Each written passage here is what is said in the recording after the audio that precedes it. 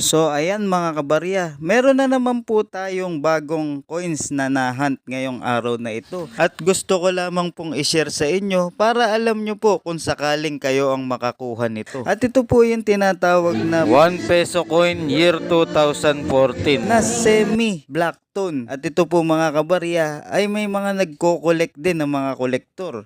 At may presyo din po ito, depende po sa kanilang pangangailangan. Yung mga ganitong black tone, ayan, at talaga namang collectibles ito mga kabarya. At kitang-kita nyo naman mga kabarya na talaga namang napakaganda nitong aking nahunt na coins ngayong araw na ito. Dahil kahit na black ito ay napakagandang koleksyon. At may mga pailan-ilan na kolektor na nagko-collect nito at handa po silang bilhin sa presyong gusto nila. Depende po sa kanilang pangangailangan. Maraming salamat po.